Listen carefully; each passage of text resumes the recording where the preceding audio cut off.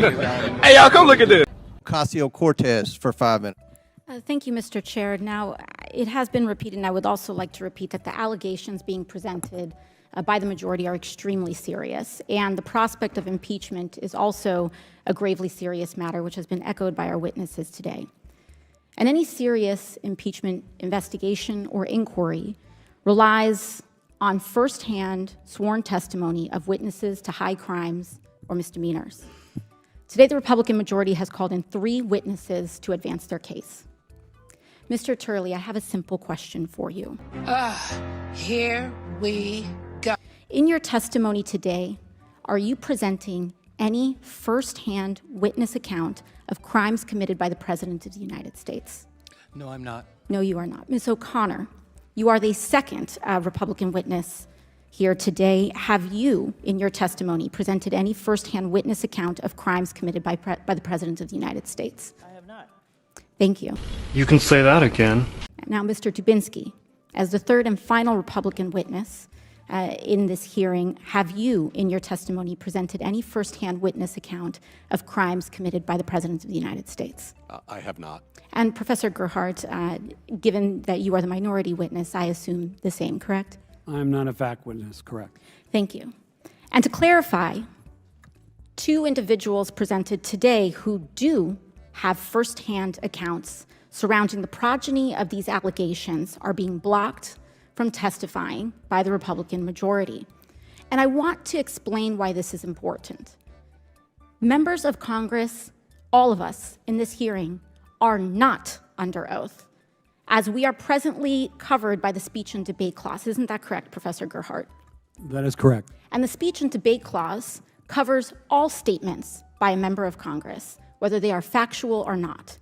There are only 4 people in this room that are presently under oath in their testimony, and those are the 4 witnesses here today. Is that correct, Professor Gerhardt? That is correct. And so the direct testimony of the 4 individual witnesses here today are the bona fide words that this committee must use in order to proceed or substantiate an investigation. And I want to emphasize why that's important. Earlier today, one of our colleagues, a gentleman from Florida, presented up on this screen something that appeared to be a screenshot of a text message containing or insinuating an explosive allegation. No. That screenshot of what appeared to be a text message was a fabricated image. My God. It was a fabricated image. I don't know where it came from. I don't know if it was the staff of the committee, but it was not the actual direct screenshot from that phone. What? And in fact, I would like to submit to the committee the actual full context from the Ziegler Affidavit number 1, Exhibit 402, of the full text of that exchange. Do I have permission from the chair? Importantly, what was brought out from that fabricated image excluded critical context that changed the underlying meaning and allegation that was presented up on that screen by this committee and by members of this committee. Now, they are well within their right to do that because they are covered by the speech and debate clause. This was not submitted by a material or fact witness under oath.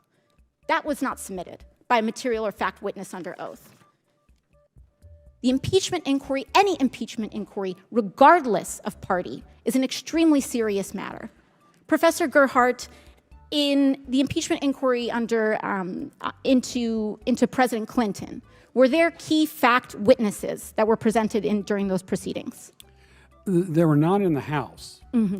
In the Senate, were there any? There were. There were in the Senate. We'd think so, but no. Now, in the impeachment, in the impeachment investigations with respect to President Trump, were there key material fact witnesses in the House? Yes, ma'am. There were.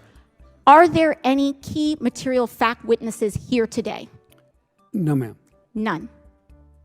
And so we are wasting our time.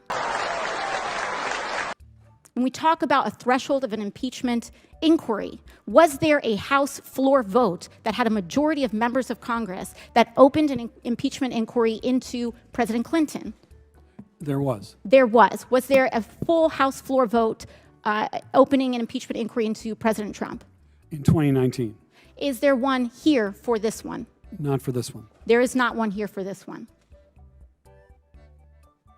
This is an embarrassment